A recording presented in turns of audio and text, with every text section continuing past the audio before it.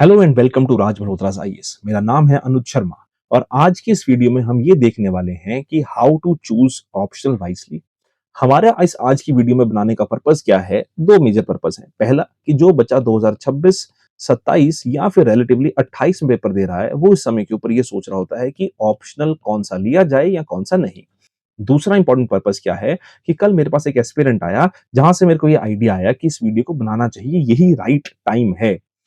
कि उसने कहा कि सर मैंने इस बार प्रीलिम्स दिया। मैंने इस अंदाज़ से प्रीलिम्स दिया था कि शायद मेरा ना हो, मेरा फर्स्ट अटेम्प्ट था।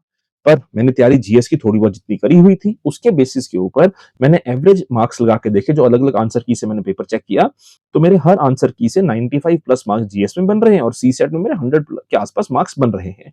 तो मोटा-मोटा पर्पस क्या है कि उसका पेपर शायद क्लियर हो जाए। शायद ही है ना, क्योंकि अब यूपीएससी के आंसर की तो हम सबने इस बार देखी। बट हाँ, तो उसने कहा कि सर मैंने फॉर्म भरा था, मैंने ऐसा ऑप्शनल चूज़ कर लिया जिसके ऊपर मेरे को ज़्यादा जानकारी नहीं थी, पर मैंने ऐसा ऑप्शनल चूज़ कर लिया। अब मेरे को लगा कि यार 30 दिन में, 90 दिन में क्या वो ऑप्शनल सेलेक्ट कर पाएगा? उसने बोला सर मेरे को आता नहीं है, आप मेरे को बताओ मैं कैसे तैयार करूँ? अब आप खुद अंदाज़ा लगाइए कि क्या उसका ऑप्शन तैयार हो सकता है? उसी समय के ऊपर मेरे दिमाग में आइडिया है कि मेरे को ये वीडियो बनानी चाहिए एस्पिरेंट्स के लिए कि आप ऑप्शनल वाइज़ली कैसे चुनो? अब मेरा इस वीडियो बनाने का ये पर्पज़ नहीं है कि मैं आपको ये बताऊँ कि कौन-सा ऑप्शनल बहुत अच्छा है, कौन-सा ऑप्शनल बिल्कुल सही नहीं है। It is for you to decide. हम इस वीडियो में सिर्फ इस चीज़ की चर्चा कर रहे हैं कि क्या प्रोबेबिलिटीज़ हो सकती हैं, क्या पॉसिबिलिटीज़ हो सकती हैं आपके लिए एक अच्छा ऑप्शनल चूज़ करने के लिए आपके अपने कॉन्टेक्स्ट में। अब हम उसके ऊपर फर्दर मूव करते हैं। अब जब भी हम फैक्टर्स की बात करते हैं कि व्हाट आर द फैक्टर्स जो एस्पिरेंट्स अक्सर लेके चलते हैं अपने दिमाग में कि हम कौन-सा ऑप्शनल चूज़ करें, तो मोटे-मोटे जितने भी फैक्टर्स मेरे दिमाग में आ रहे थे, मैंने सारे आपके सामने लिखे हैं। सबसे पहला फैक्टर तो बच्चे लेके चलते हैं इंटरेस्ट। दूसरा इंपॉर्टेंट फैक्टर लेके चलते हैं कि स्कोरिंग कैसे ऑप्शनल में आती है।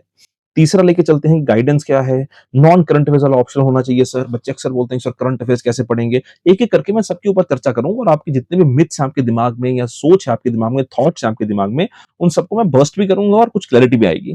फिर बच्चे बोलते हैं कि सर जीएस से बहुत ज़्यादा ओवरलैप होना चाहिए। फिर कहते हैं सर पॉपुलर कौन-सा है ऑप्शनल? फिर एक बहुत ही वियर्ड आर्गुमेंट आता है कि सर ये ऑप्शन लेंथी बहुत है। इसका मैं सबसे बड़ा बर्स्ट क्लियर करूँगा। फिर बच्चे बोलते हैं सर मैंने ग्रेजुएशन में ये सब्जेक्ट पढ़ा था, मैं ये ऑप्शन लेके सिलेक्ट हो जाऊँगा। फिर बोलते हैं कि सर पीवाईक्यू रेपुटेशन किस ऑप्शन की कितनी ज़्यादा है? अब हम सबसे पहले तो इंटरेस्ट और स्कोरिंग को साइड पे रखते हैं। पहले इन सारे ऑप्शंस की मैं बात करता हूँ। ये सारे फैक्टर्स की हम एक-एक करके बात करते हैं। तो सबसे पहले शुरू करते हैं गाइडेंस अवेलेबल। अब गाइडेंस अवेलेबल का मतलब क्या है कि यार आपको कौन-सा टीचर पसंद है, कौन-सा नहीं है और कौन-से सब्जेक्ट की गाइडेंस अवेलेबल है। सबसे पहले तो हम इस चीज़ की बात करते हैं यार कौन से सब्जेक्ट की गाइडेंस अवेलेबल है। देखो, दुनिया में ऑलमोस्ट हर चीज़ की कोई ना कोई गाइडेंस अवेलेबल है। ज़रूरी नहीं है कि आप यही बंदा दो देखो जो आपके आस-पास है। ऑनलाइन भी बहुत अच्छी फैसिलिटीज़ आज के समय में हमें मिलती हैं। हमारा इंस्टीट्यूशन भी देता है, बहुत सारे बाकी इंस्टीट्यूशंस भी हैं जो ऑनलाइन बहुत अच्छी फैसिलिटीज़ प्रोवाइड कर रहे हैं। ऐसे कुछ ऑप्शंस की जो हम नहीं करवाते। फॉर एग्जांपल हमारे इंस्टीट्यूशन में पॉलिटिकल साइंस, एंथ्रोपोलॉजी, फिलॉसफी है ना, sociology, geography, Punjabi literature, history ऐसे ऑप्शंस अवेलेबल हैं and few more public administration ऐसे ऑप्शंस अवेलेबल हैं। पर उसके अलावा भी कुछ ऐसे ऑप्शंस हैं जो बच्चे लेना चाहते हैं, उनकी भी फैसिलिटीज जो है वो अवेलेबल होंगी। पर आपने क्या देखना है? आपने देखना है कि क्या गाइडेंस अवेलेबल है? तो मार्केट में गाइडेंस और रिसोर्सेज हर ऑप्शनल के ऑलमोस्ट अवेलेबल हैं। अगर नहीं तो आप हमसे कांटेक्ट कर सकते हैं, हम आपकी पूरी पुरजोर तरीके से मदद करने की कोशिश करेंगे। दूसरी इंपॉर्टेंट चीज़ आती है कि सर मुझे ये टीचर बहुत पसंद है। मेरा ऑप्शनल में इंटरेस्ट नहीं है, पर मुझे टीचर बहुत पसंद है, इस वजह से मैं ये ऑप्शन लेना चाहता हूँ। अब मैं आपको एक एग्जांपल देता हूँ, मेरे दोस्त की एग्जांपल है, जिसकी सिलेक्शन बाद में हुई। अब पहले 2 साल में उसने ऐसा ऑप्शनल लिया जिसको बहुत टीचर पसंद था, उसका इंटरेस्ट 0 था ऑप्शनल में। टीचर ने बोला कि यार तू बहुत अच्छा कैंडिडेट है, तू सिलेक्ट होगा, तो तू मेरे ऑप्शनल में आ जा। वो भी चला गया कि यार टीचर इतना अच्छा है, मेरे को इतना प्रेज़ करता है, तो मैं इस ऑप्शन को ले लेता हूँ। उसने ऑप्शनल लिया, उसने तैयारी करी, टीचर ने बहुत अच्छा पढ़ाया, पर उसको समझ नहीं आता था, उसका इंटरेस्ट नहीं था, उसका मन नहीं करता था उस ऑप्शन को पढ़ने का। अब हुआ क्या कि पहले 2 साल उसने तैयारी करी, उसने ऑप्शनल से पेपर दिया, उसका मेंस नहीं क्रैक हुआ just because of that optional. फिर उसके बाद उसने लास्ट अटेम्प्ट में उसकी सिलेक्शन हुई, चारों अगले अटेम्प्ट्स में उसने उस ऑप्शन से दिया जो उसका इंटरेस्ट था, जो उसको अच्छा लगा और उसने खुद तैयारी करी। उसने एक जगह से टेस्ट सीरीज ज्वाइन करी और खुद भी तैयारी करी जिसकी वजह से उसकी सिलेक्शन हो गई। तो सर्व कर रहा है वो सर्विसेज में है। ठीक है, तो फ़र्क क्या पड़ा कि यार उसने टीचर की वज़ह से ऑप्शनल लिया पर उसका इंटरेस्ट नहीं था। तो उसका भी एक आइडिया है कि यार अगर आपको टीचर अच्छा लगता है, तो आप टीचर से बात करो कि सर मेरे को ये सारे फैक्टर्स हैं, तो हो सकता है अगर कोई अच्छा टीचर है, अगर कोई एजुकेटर आपका भला चाहता है, तो वो आपको बोलेगा कि भई तेरा भला है कि नहीं है, वो ही तेरे को गाइड कर देगा। कोई ये नहीं कहेगा कि हाँ तू आजा आजा मैं देख लूंगा, ठीक है ना। अल्टीमेटली अगर कोई सिर्फ ये बोल रहा है कि तू मेरे पास आजा मैं देख लूंगा, तो भैया आप पहले अपनी गाइडेंस को ही चेक करो कि क्या आपकी गाइडेंस सही है कि नहीं है। हम सच बताने के लिए यहाँ बैठे हैं। बहुत सारे एस्पिरेंट्स हमारे पास आते हैं जो बोलते हैं कि सर मेरे को आपसे पढ़ना है, पर मेरा ना इस फील्ड में इंटरेस्ट नहीं है, मैं एक्स ऑप्शन लेना चाहता हूं, पर मेरे को आपसे पढ़ना है। तो मैं उनको ये समझाता हूँ कि भैया देखो, अगर आपसे मेरे को पढ़ना है, समझाने की एश्योरेंस तो मैं दे दूंगा, पर क्या आपको उसमें इंटरेस्ट बनेगा? अगर आपको उसमें इंटरेस्ट नहीं बनेगा ना, तो आप वो ऑप्शन मत लो। तो ये सबसे बड़ा फैक्टर होता है गाइडेंस। दूसरा, जो हर बच्चा मेरे पास आता है कि सर नॉन करंट अफेयर्स वाला ऑप्शनल। अब मेरे को एक बात बताओ, ऐसा कौन सा ऑप्शनल है जिसमें इतने इलेबोरेटिव करंट अफेयर्स आते हैं जितने आपके जीएस में आते हैं? जीएस के करंट अफेयर्स आप पढ़ते हो, ऑप्शनल के लिए जो थोड़े बहुत छुटपैये करंट अफेयर्स होते हैं उसको आप स्किप करने की बात करते हो। ऐसा कोई ऑप्शनल नहीं है, लिटरेचर्स को छोड़ दो, जिसमें करंट अफेयर्स का मिनिमल इंटरफेरेंस ना हो। इंटरफेरेंस तो होता है, और वही होता है करंट अफेयर्स जो आप जीएस में पढ़ते हो। ऐसा तो है नहीं है ना कि अगर फॉर एग्जांपल हम इंटरनेशनल रिलेशंस की बात करें, तो इंटरनेशनल रिलेशंस में आपने ऑपरेशन सिंदूर देखा, भारत की डेलीगेशन गई, यूएस का रिएक्शन क्या आया, चाइना का रिएक्शन क्या आया, तो जीएस के लिए वो बदल जाएगा और ऑप्शन के लिए बदल जाएगा? ऐसा तो नहीं होगा। ऑपरेशन सिंदूर तो जीएस के लिए भी वही है, ऑप्शन के लिए भी वही है। उसी तरह अगर आप ज्योग्राफी की बात करो, तो ज्योग्राफी में अगर किसी देश में, दुनिया में कहीं पे वॉल्केनो बर्स्ट होता है, या फिर फॉर एग्जांपल अगर आप सोशियोलॉजी की बात करो, सोसाइटल चेंजेस आ रहे हैं, तो वही जब जीएस में पढ़ते हो वही चीज आप ऑप्शन में पढ़ते हो। तो करंट अफेयर्स के बेसिस के ऊपर जो लोग ये बोलते हैं कि सर बहुत ज्यादा करंट अफेयर्स है, अरे मेरे भाई जीएस से तो बहुत कम, जीएस से तो 10% करंट अफेयर्स होते हैं। तो इस चीज को भी हम छोड़ देते हैं कि करंट अफेयर्स वाला कोई लॉजिक, कोई रीजन नहीं होता है। तीसरा ऑप्शन, ओवरलैप विद जीएस। अब ओवरलैप विद जीएस बिल्कुल सही बात है, मैं भी इस चीज को मानता हूं, मैं भी इस चीज के बारे में बहुत ज्यादा प्रचार करता हूं और बोलता हूं कि ओवरलैप विद जीएस एक अच्छी चीज है। मैंने भी जब पॉलिटिकल साइंस ऑप्शनल लिया था, या मेरे मित्रों ने कोई और ऑप्शनल लिया था, तो उन्होंने ओवरलैप विद जीएस की बात की थी। पर अब मैं आपसे एक सवाल पूछता हूं, एंथ्रोपोलॉजी का जीएस के साथ इतना ओवरलैप है? बहुत मिनिमल ओवरलैप है। अगर हम एंथ्रोपोलॉजी की बात करें, जीएस से बहुत कम ओवरलैप है। किसी लिटरेचर सब्जेक्ट की बात करें, पंजाबी लिटरेचर की बात करें, आपकी कन्नड़ की बात करें, हिंदी की बात करें, कितना ओवरलैप है जीएस से? बहुत कम ओवरलैप है। तो क्या ऐसे लोगों की सिलेक्शन नहीं होती? बिल्कुल होती है। अगर मैं आपको डाटा दिखाऊं, यूपीएससी का मैं आपको डाटा दिखाऊं, तो यूपीएससी ने ये डाटा में शो किया कि भैया ऐसे कुछ सब्जेक्ट्स हैं जिनमें बहुत ज्यादा सिलेक्शन हो रही हैं। एंथ्रोपोलॉजी एक ऐसा सब्जेक्ट है जिसमें सिलेक्शन हो रही हैं, लगातार सिलेक्शन हो रही हैं। तो अगर यूपीएससी आपको ये कहना चाहता कि यार सिर्फ ओवरलैप जीएस वाले सब्जेक्ट्स को पढ़ो, तो सारे सब्जेक्ट को हटा ही देता, फिर वो जीएस ही ले लेता, फिर ओवरलैप वाले सब्जेक्ट्स की बात ही क्यों आती, ऑप्शनल की बात ही क्यों आती? तो ये जो फैक्टर है ओवरलैप विद जीएस वाला फैक्टर, ये भी कोई खास फैक्टर नहीं है। ये एक फैक्टर हो सकता है कि जीएस में आपको थोड़ी बहुत मदद हो जाए, पर क्या सारी मदद यहीं से लेनी है? ऐसा नहीं होता। आपको जीएस में थोड़ी बहुत मदद हो जाती है, पर अगर आप डीएस में ऑप्शनल लिखने लग जाओ, तो क्या आपको जीएस में नंबर मिलेंगे? नहीं मिलेंगे। मैं आपको एक एग्जांपल के थ्रू बताता हूं कि एक एस्पिरेंट थे जिनका बहुत अच्छा सिंगल डिजिट रैंक आया था। उन्होंने अपने एक ओरिएंटेशन लेक्चर में सिलेक्शन के बाद ये कहा था कि जब मैंने पहला अटेम्प्ट दिया, तो मेरे एसेज में मेरे ऑप्शनल की झलक आ रही थी, तो हो सकता है शायद उनको लगा कि उनके एसे में मार्क्स कम आए, क्योंकि सारा एसे उन्होंने ऑप्शनल पर्सपेक्टिव से लिख दिया था। अगर मैं पॉलिटिकल साइंस का मेरा ऑप्शनल है और मैं जीएस के इंटरनेशनल रिलेशंस के पेपर में C Raja Mohan, Stanley Jones, functionalism, neo functionalism quote करने लग जाऊं, तो क्या मुझे नंबर मिलेंगे? जो पूछा ही नहीं उसको मैं कोट करने लगे तो नंबर मिलेंगे? नहीं मिलेंगे। तो हमें इस चीज को समझना है कि ओवरलैप विद जीएस एक फैक्टर होता है, पर क्या ये सिर्फ यही फैक्टर होता है? ये फैक्टर सिर्फ नहीं होता। ठीक है, मैंने आपके सामने एंथ्रोपोलॉजी, लिटरेचर्स की और भी मैं बहुत सारे एग्जांपल दे सकता हूं। मैथ्स में रैंक 1 आया सर, ठीक है, केमिस्ट्री के बच्चों की सिलेक्शन होती है, फिजिक्स के बच्चों की सिलेक्शन होती है। कितना ओवरलैप है? नहीं है ओवरलैप, सिलेक्शन तो होती है ना। तो इस चीज को भी हमें समझना है। फिर आता है पॉपुलर। तो अगर हम पॉपुलर की बात करते हैं, अगर हम पॉपुलर ऑप्शनल की बात करते हैं कि पॉपुलर ऑप्शनल है, तो पॉपुलर ऑप्शनल तो सबसे ज्यादा पॉलिटिकल साइंस है। अगर हम यूपीएससी की ही डाटा निकाल के देखें, तो यूपीएससी कहता है कि सर पॉपुलर ऑप्शनल सबसे ज्यादा है पॉलिटिकल साइंस। तो क्या सिर्फ पॉलिटिकल साइंस से सिलेक्शन हो रही है? ऐसा तो नहीं है, सिलेक्शंस बाकी सब्जेक्ट से भी होती हैं। और दूसरी बात, क्या जितने भी पॉलिटिकल साइंस से बच्चे पेपर लिखते हैं सबकी सिलेक्शन होती है? ऐसा भी नहीं है। जितने बच्चे पॉलिटिकल साइंस से लिखते हैं सबकी सिलेक्शन नहीं होती है, कुछ बच्चों की सिलेक्शन होती है, सबकी तो नहीं होती है। कि अगर हम बात करें कि 1800 बच्चों ने आसपास पॉलिटिकल साइंस से पेपर दिया, तो सिलेक्शन सबकी हुई? सिलेक्शन तो फिर भी अराउंड 140 की हुई ना। तो ऐसा तो नहीं होता कि जितने बच्चे पेपर देते हैं सबकी सिलेक्शन होती है। ठीक है, तो पॉपुलर ऑप्शनल इंपॉर्टेंट है, पर क्या सिर्फ पॉपुलर के बेसिस के ऊपर आप ऑप्शन ले लोगे? नहीं, ये एक फैक्टर है, ये सिर्फ मेजर फैक्टर नहीं है, ये एक फैक्टर हो सकता है। तीसरा, लेंथ। अब सर लेंथ की जो आइडिया है ना, इसके ऊपर इतने ज्यादा मिथ बने हुए हैं कि कोई बोलता है कि सर एंथ्रोपोलॉजी 3 महीने में होता है, नहीं होता।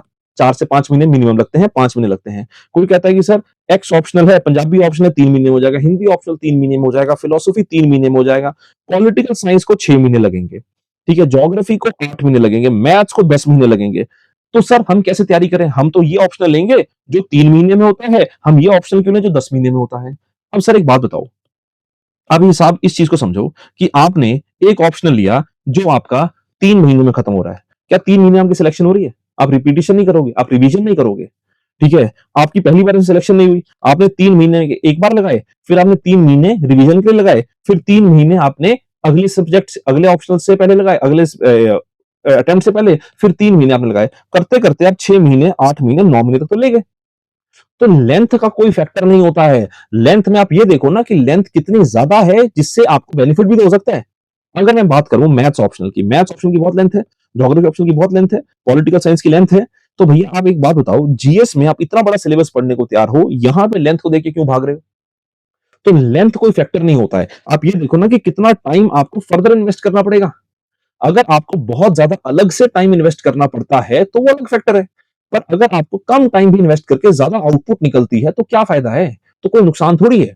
अगर मैं बात करूं कि कुछ लिटरेचर ऑप्शनल्स हैं, कुछ फिलोसफी की बात होती है जिसमें एंथ्रोपोलॉजी हो गया, एक्सेट्रा एक्सेट्रा, सोशियोलॉजी हो गया, ये बच्चे बोलते हैं सर छोटे ऑप्शन है एंथ्रोपोलॉजी और सोशियोलॉजी, ये 4 महीने में हो जाते हैं। 4 महीने में नहीं होते हैं, ये 5 महीने लेंगे, फिर 4 महीने आप अपनी तैयारी करोगे, 9 महीने तो आपने लगा ही दिए, ठीक है ना? उस 9 महीने में आपकी सिलेक्शन हुई कि नहीं हुई? अगला अटेम्प्ट आ गया, फिर सिलेक्ट कर दिया। तो आप जितनी आइटरेशंस करते जाओगे, जितनी रेपिटेशंस करते जाओगे, वो आपके लिए बेनिफिशियल होगा ना। तो लेंथ का कोई फैक्टर नहीं होता। लोगों के दिमाग में ये मिथ बना हुआ है कि लेंथ की वजह से हम ऑप्शनल लेते हैं। लेंथ की वजह से, अगर लेंथ की वजह से ऑप्शनल लेते हैं तो पॉलिटिकल साइंस ऑप्शनल में सबसे ज्यादा सिलेक्शन क्यों होती? लेंथ ही ऑप्शनल है ना, 6 महीने लगते हैं। हम 6 महीने में पॉलिटिकल साइंस खत्म करते हैं, ठीक है? सोशियोलॉजी को 6 महीने लगते हैं, एंथ्रोपोलॉजी को 6 महीने लगते हैं, पंजाबी को 4 महीने लग जाते हैं, मैथ्स को 10 महीने लगते हैं। तो मैथ्स को 10 महीने लगते हैं तो लेंथ में सिलेक्शन ही ना हो। तो मैथ्स में रैंक 1 आया हुआ है। अगर लेंथ चक्कर है तो रैंक 1 कैसे आ गया? रैंक 1 आया हुआ है, ठीक है ना? फिर आते हैं सर ग्रेजुएशन बेस्ड। अब भैया ग्रेजुएशन बेस्ड क्या होता है? अब मैं इलेक्ट्रॉनिक्स इंजीनियर हूं, ठीक है, इलेक्ट्रॉनिक्स ऑप्शनल ही नहीं है, तो मैं पेपर ही ना दूं क्या? ठीक है, अगर हम यूपीएससी का डाटा देखें ना, तो यूपीएससी के डाटा में सबसे ज्यादा बच्चे ह्यूमैनिटीज ऑप्शन लेके सिलेक्ट होते हैं, ठीक है, सबसे ज्यादा बच्चे ह्यूमैनिटीज ऑप्शन लेके सिलेक्ट होते हैं। पर क्या सबसे ज्यादा बच्चे ह्यूमैनिटीज ऑप्शनल के होते हैं? नहीं। अगर हम यूपीएससी की बात करें तो मैं यूपीएससी की अगर आपको निकाल के दिखाऊं, जो मैंने रिपोर्ट निकाली थी यूपीएससी की, उस रिपोर्ट के अनुसार अगर आप इस चीज को देखते हो तो सबसे ज्यादा बच्चे, अगर हम देखें, ह्यूमैनिटीज ऑप्शनल से सिलेक्ट होते हैं। देखो कि 80.8% स्टूडेंट्स ने ह्यूमैनिटीज ऑप्शनल से सिलेक्शन ली। पर क्या 80.8% बच्चे ह्यूमैनिटीज बैकग्राउंड वाले थे? 80.8% एस्पिरेंट्स ऑप्शनल कौन सा था? ह्यूमैनिटीज, ठीक है। उसके बाद लिटरेचर और लैंग्वेज वालों का था 12% था, ठीक है, लिटरेचर और लैंग्वेज 12% के आसपास थे, तो इंजीनियरिंग वाले 3.7 थे, और मेडिकल साइंस वाले 3.3 थे। तो 80% बच्चे कौन से? ह्यूमैनिटीज वाले, ठीक है। और इंजीनियर कितने इसमें से? 60.4% टोटल सिलेक्शन इंजीनियर है। तो मतलब फिर तो सबसे ज्यादा इंजीनियरिंग वाले ऑप्शन होने चाहिए थे, पर इंजीनियरिंग वाले ऑप्शन कितने हैं? मात्र 3.7%। तो ये लॉजिक है, ग्रेजुएशन बेस्ड ऑप्शन होना चाहिए, ये लॉजिक भी फ्लॉड लॉजिक है, ठीक है। हम यूपीएससी की जो लास्ट रिपोर्ट आई है उसके अकॉर्डिंग मैं बात कर रहा हूं आपके साथ, ठीक है ना, ये लास्ट रिपोर्ट यही है यूपीएससी की, मैं उसके अकॉर्डिंग आपसे बात कर रहा हूं।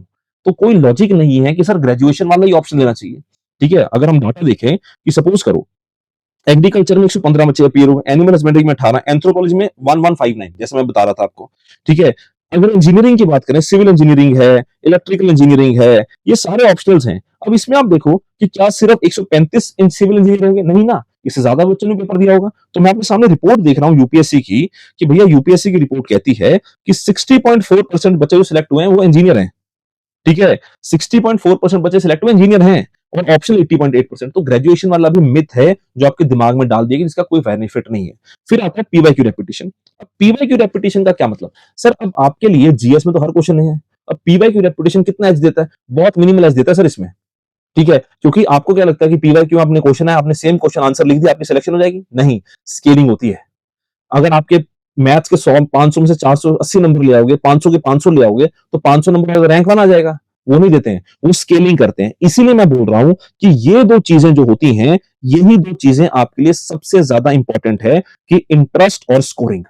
कि इंटरेस्ट और स्कोरिंग जो है ना, यही इंपॉर्टेंट फैक्टर बनता है आपके सिलेबस की सिलेक्शन के लिए। कि सबसे पहली बात है कि आपका इंटरेस्ट क्या है, दूसरा उस ऑप्शन में स्कोर्स किस तरह के आते हैं। अगर इंटरेस्ट की बात करूं कि फॉर एग्जांपल अगर मैं बात करूं तो मेरे को पहले दिन से पता था कि मेरा political science and international relations में इंटरेस्ट है, दो रीजंस की वजह से कि इंटरनेशनल रिलेशंस मेरे को बहुत अच्छे लगते थे और पॉलिटिकल साइंस में जो फैक्टर इंडियन गवर्नमेंट पॉलिटिक्स का था, कास्ट वाला फैक्टर, रिलीजन वाला फैक्टर और western political thought, Indian political thought वाला फैक्टर था ना, इसमें मेरे को बहुत ज्यादा इंटरेस्ट था। तो मुझे पता था कि मेरे लिए ऑप्शनल है, पर ऐसा नहीं था कि मैंने सिर्फ इसी ऑप्शन की तरफ देखा, मैंने बाकी ऑप्शंस की तरफ भी देखा। मुझे लगा कि यार बाकी ऑप्शनल्स में ऐसे कुछ ऑप्शन हैं जो मैं नहीं ले सकता, वो मैंने आउटराइटली रिजेक्ट कर दिए। अगर मैं आपको बताऊं कि कौन से ऑप्शंस मैंने आउटराइटली रिजेक्ट किए, जैसे एग्रीकल्चर मेरा कोई लेना देना नहीं, मैं एग्रीकल्चर ऑप्शन नहीं ले सकता। एनिमल हस्बेंड्री मैं नहीं ले सकता। But anthropology yes it can be one of option that I can take. Botany no, chemistry no, civil engineering no, commerce and accountancy no, economics no. I can not take economics optional, मेरे को idea नहीं है economics optional के बारे। Electrical engineering no, geography yes, geology no, history yes, law no, management no, mathematics no, medical, ये सारे option मैं काट रहा हूं जो मैं नहीं ले सकता। Philosophy yes, physics no, political science yes, psychology yes, public administration yes, sociology yes, stats no. ये लिटरेचर में हो सकता है कि मेरे को दो लिटरेचर आती हैं जिनको मैं ले सकता हूं, एक हिंदी लिटरेचर ले सकता था मैं और एक पंजाबी लिटरेचर। तो मैंने ये ऑप्शन, फिर मैंने क्या करना है, मैंने देखना है कि यार कौन सा ऑप्शन मैं नहीं लूंगा। लिटरेचर में मेरे को लगता नहीं कि मैं पढ़ पाऊंगा, हिंदी भी मैंने काट दी, पंजाबी मैंने काट दी। फिर मैंने शंट आउट किए कि साइकोलॉजी नहीं सर, साइकोलॉजी नो। उसके बाद फिर मैं देखूंगा और कौन सा ऑप्शनल। हिस्ट्री नो, बहुत लेंथी है मेरे लिए, मेरे को ज्यादा इंटरेस्ट नहीं बनता, एएमसी वगैरह में मैं नहीं लूंगा। ठीक है, ज्योग्राफी मुझे नहीं आती तो मैं नहीं लूंगा, इतनी आती है जीएस में काम आएगी, ऑप्शन इतनी नहीं आती। तो फिर मेरे पास चार पांच ऑप्शन बचते हैं। एंथ्रोपोलॉजी मैंने देखा, मैं अपनी बात कर रहा हूं, मैंने देखा एंथ्रोपोलॉजी, इसमें थोड़ा साइंस, डीएनए डीएनए मैं नहीं कर सकता। जो करते हैं सिलेक्शन होती है, मैं पहले बोल रहा हूँ इन सब ऑप्शन में सिलेक्शन होती है। मैं ये नहीं बोल रहा हूँ कि इन ऑप्शन में सिलेक्शन नहीं होती है, इन सब ऑप्शन में सिलेक्शन होती है, मैं आपको प्रोबेबिलिटीज बता रहा हूँ। एंथ्रोपोलॉजी मैं नहीं लूंगा। ठीक है, आप तो ले सकते हो, आप तो ये सारे ऑप्शन ले सकते हो ना। तो आपने ये चूज करना है कि आपने कैसा ऑप्शन लेना है। तो मैंने अपने आप को अल्टीमेटली चार पांच ऑप्शन सिलेक्ट किए कि मैं अगर अपनी बात करूं तो मैंने कहा कि इंटरेस्ट के अकॉर्डिंग मैंने political science, sociology, public administration, philosophy, ठीक है, ये मैंने ऑप्शन अपने लिए चुने। उसके बाद हो सकता है हिस्ट्री भी आ सकता है, ज्योग्राफी भी आ सकता है, कोई लिटरेचर ऑप्शन भी आ सकता है, कोई एंथ्रोपोलॉजी भी आ सकता है, एक्सेट्रा एक्सेट्रा ऑप्शन आ सकते हैं। अब मैंने ये चूज करे, फिर मैं देखूंगा कि मेरा सबसे ज्यादा इंटरेस्ट किस में है। फिर मैं पीवाईक्यू पे आया, फिर मैं सिलेबस पे आया, मैंने देखा कि मेरा इंटरेस्ट पॉलिटिकल साइंस में बैठ रहा है, मैंने सारे ऑप्शन एलिमिनेट कर दिए। आपने ऐसे करना है, आपका अगर पॉलिटिकल साइंस में इंटरेस्ट नहीं है तो आपने नहीं लेना है। अगर आपका सोशियोलॉजी में इंटरेस्ट नहीं है, आपने नहीं लेना है। अगर आपको किसी चीज की समझ नहीं आ रही, नहीं लेना है। ठीक है, अगर मैं आपको बताऊं कि आपने फॉर एग्जांपल कोई बंदा कहता है कि सर मेरे को ना वेस्टर्न पॉलिटिकल थॉट बहुत अच्छा लगता है पर मेरे से आईआर नहीं होगा या वाइस वर्सा, तो भैया क्यों लेना है। फिर मैं आपको कन्विंस कर सकता हूँ कि लिखने का फायदा भी क्या है। अगर आप कोई कहता है कि सर मेरे को पंजाबी नहीं आती तो पंजाबी कैसे लिखोगे। कोई कहता है कि सर मैंने ना 8वीं तक मैथ्स पढ़ी थी तो क्या मैं मैथ्स ऑप्शन नहीं ले सकते। सर मेरे को ना इतिहास में इंटरेस्ट नहीं है पर मेरे को सर बड़े अच्छे लगते हैं, तो क्या क्यों करना है। आपने अपने साथ धोखा क्यों करना है। इस तरह से आपने ऑप्शन को समझना है। फिर आएंगे स्कोरिंग पे। सर स्कोरिंग का ना मेथड जो है वो यूपीएससी किसी को नहीं बताता है। अगर मैं आपको बताऊं स्कोरिंग में यूपीएससी में क्या होता है, यूपीएससी में एक बात समझी जाती है कि स्केलिंग होती है। स्केलिंग का मेथड क्या है, what is the method of scaling, no one knows. Method of scaling हमें नहीं आइडिया है, पर हमें इस चीज की जानकारी तो है कि स्केलिंग होती है। ठीक है ना। अब स्केलिंग में होता क्या है कि यूपीएससी ये नहीं देखता है कि सर अगर मैथ्स में किसी के 500 में से 500 नंबर आए हैं तो वो रैंक 1 हो जाएगा, नहीं। ठीक है, यूपीएससी ये देखता है कि यार हमने सबको बराबर करना है। ठीक है, अब ऐसा भी नहीं है कि यार मैथ्स की सिलेक्शंस नहीं है या पॉलिटिकल साइंस सिलेक्शन नहीं है, एंथ्रोपोलॉजी की सिलेक्शन नहीं है। तो मैंने आपको डाटा दिखाया यूपीएससी का, मैंने आपको यूपीएससी का डाटा दिखाया ना। जूलॉजी में भी 4 सिलेक्शन है, स्टैट्स में भी सिलेक्शन है। ठीक है, स्टैट्स में अनफॉर्चुनेटली कोई सिलेक्शन नहीं हुई। सोशियोलॉजी में 92 सिलेक्शंस हैं, पब्लिक में 31 सिलेक्शंस हैं, साइकोलॉजी में 15 हैं, पॉलिटिकल साइंस में 140 हैं। तो हर सब्जेक्ट में सिलेक्शंस हैं। उर्दू में कोई सिलेक्शन नहीं हुई अनफॉर्चुनेटली, तेलुगु में एक है, तमिल में 2 हैं, पंजाबी हमारे मोहित सर पढ़ाते हैं, बहुत अच्छे पढ़ाते हैं, 2 सिलेक्शंस हैं। तो हिस्ट्री में 25 सिलेक्शंस हैं। तो हर ऑप्शन में सिलेक्शन हो रही है। ठीक है, और अगर आप यहां देखो ना यूपीएससी इस चीज को बता भी रहा है कि political science is the most preferred optional followed by anthropology and sociology. और अगर आप परसेंटेज सिलेक्शन की बात करो तो परसेंटेज सिलेक्शन में सबसे ज्यादा percentage accountancy followed by economics followed medical science. पर नंबर देखो तो ये नंबर फ्लॉड लगता है कि अगर आप 15% बोल रहे हो कि मेडिकल साइंस सॉरी उसमें कॉमर्स एंड अकाउंटेंसी में सिलेक्शन हुई है 15%, तो 15% में बच्चे भी देखो ना कितने ने दिया, 140 ने दिया। ठीक है, तो यूपीएससी खुद आपको बता रहा है कि भैया बच्चे हर से सिलेक्ट हो रहे हैं, आपने क्या चूज करना है वो आपके ऊपर डिपेंड कर रहा है। तो यूपीएससी जब स्केलिंग करता है ना तो यूपीएससी सब ऑप्शंस को बराबर करके करता है। फिर यूपीएससी देखता है कि कैसे स्केलिंग करनी है, कैसे नंबर देने हैं। अगर तो यू आउट परफॉर्म तो बहुत अच्छी बात है। तो आपने देखना क्या है स्कोरिंग में, आपने स्कोरिंग में देखना है कि यार कौन से ऑप्शनल में एवरेज मार्क्स कितने आ रहे हैं।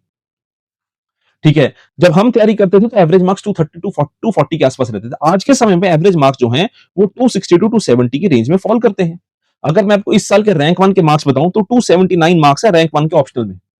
ठीक है, मेरा एक स्टूडेंट ऑप्शनल में सिलेक्ट हुआ है, हमारे यहाँ का स्टूडेंट सिलेक्ट हुआ है ऑप्शनल में। अगर उसकी मैं बात करूं, उसका रैंक 1 नहीं है, उसका रैंक नीचे है। ठीक है, पर उसके ऑप्शनल मार्क्स पता कितने हैं? उसके ऑप्शनल मार्क्स हैं 265। अब हिसाब लगाओ कि उसको आईआरएस मिलेगा, वो आईआरएस बनेगा। ठीक है, रैंक 1 आईएएस बनेंगे। ठीक है ना, उसका रैंक भी नीचे है, पर मार्क्स ऑप्शन में ज्यादा फर्क तो नहीं है। तो मैं वही बोल रहा हूं, एवरेज मार्क्स। ऐसे ही आप हर सब्जेक्ट के जो जो आपने लिस्ट बनाई है, कि अगर मैं फॉर एग्जांपल लिस्ट बनाऊं कि आप कहते हैं कि भाई सर मेरी फर्स्ट प्रेफरेंस है पब्लिक एडमिनिस्ट्रेशन, दूसरी मेरी प्रेफरेंस है पीएसआईआर, तीसरी मेरी प्रेफरेंस है एंथ्रोपोलॉजी, चौथी मेरी प्रेफरेंस है सोशियोलॉजी, पांचवी प्रेफरेंस है हिस्ट्री। पहले तो चार प्रेफरेंसेस पे रोक लेते हैं। ये चार प्रेफरेंसेस ली, फिर आप देखोगे कि आपका इंटरेस्ट सबसे ज्यादा किसमें। लेट अस सपोज आपने बोला कि मेरा सर पब्लिक एडमिनिस्ट्रेशन और सोशियोलॉजी में सबसे ज्यादा इंटरेस्ट बैठ रहा है। फिर आप देखो एवरेज स्कोरिंग किसमें ज्यादा आ रही है। अगर पब्लिक एडमिनिस्ट्रेशन में एवरेज स्कोरिंग 260 आ रही है और सोशियोलॉजी में एवरेज स्कोरिंग 250 आ रही है, तो आपके लिए पब्लिक एडमिनिस्ट्रेशन बना है। तो इस तरह से आप सिलेक्शन करोगे ऑप्शंस की। ठीक है, तो इस तरह से आपने ऑप्शन की सिलेक्शन करनी है। ठीक है, ये लिस्ट मैंने आपको बता दी कि लिस्ट ऑफ ऑप्शंस है। इन लिस्ट ऑफ ऑप्शंस में से आपने क्या करना है, आपने जो आपके लिए कंप्लीटली इम्पॉसिबल ऑप्शनल्स हैं या इम्प्रॉबेबल ऑप्शनल्स हैं उनको रिजेक्ट कर देना है।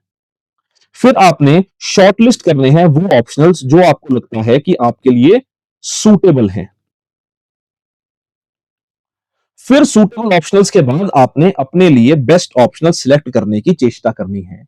और अगर फिर भी कोई डाउट आता है तो हमारे इंस्टीट्यूशन पे रिंग कीजिए, वो आपसे मेरे को कांटेक्ट में करवा सकते हैं या बाकी किसी फैकल्टी मेंबर से कांटेक्ट में करवा सकते हैं।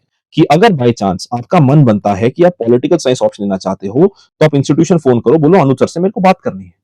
अगर आप एंथ्रो ऑप्शन लेना चाहते हो तो बोलो आप दीक्षांत सर से मुझे बात करनी है। ठीक है, सोशियोलॉजी ऑप्शनल के लिए अमनजोत सर हैं, अमन सर हैं, अमन सर। ठीक है, पंजाबी लिटरेचर के लिए मोहित सर हैं, पब्लिक एडमिनिस्ट्रेशन के लिए दीपक सर हैं, ज्योग्राफी के लिए हमारे पास हर्षित सर हैं। ठीक है, फिलोसफी के लिए हमारे पास राहुल सिंगला सर हैं, जिनको आप हर रोज सुबह हिंदू एनालिसिस में देखते हैं। और अल्टीमेटली हिस्ट्री के लिए the man the legend himself Raj sir हैं। तो ये सारे ऑप्शंस हमारे पास अवेलेबल हैं।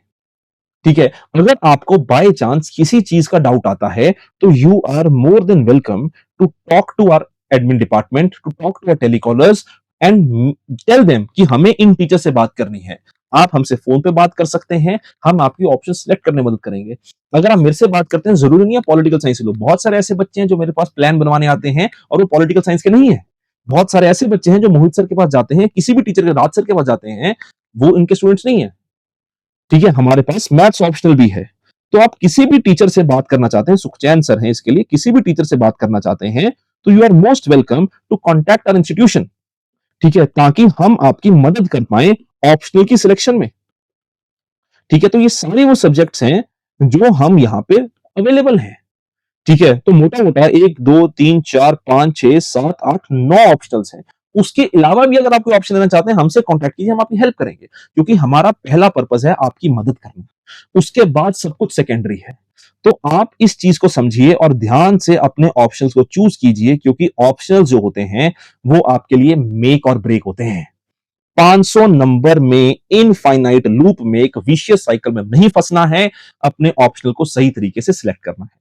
तो आज की वीडियो में मेरी ओर से इतना ही। अगर आपको फिर भी किसी जानकारी की जरूरत है तो आप हमारे डिपार्टमेंट को कांटेक्ट कर सकते हैं, नीचे नंबर्स दिए हैं, और टेलीग्राम ग्रुप भी ज्वाइन कर सकते हैं, नीचे डिस्क्रिप्शन में आपको मिल जाएगा। ऐसी और वीडियोस के लिए जुड़िए हमारे चैनल के साथ, और भी वीडियोस लेके आएंगे हम आपके लिए। मेरा नाम है Anuj Sharma. Thank you very much.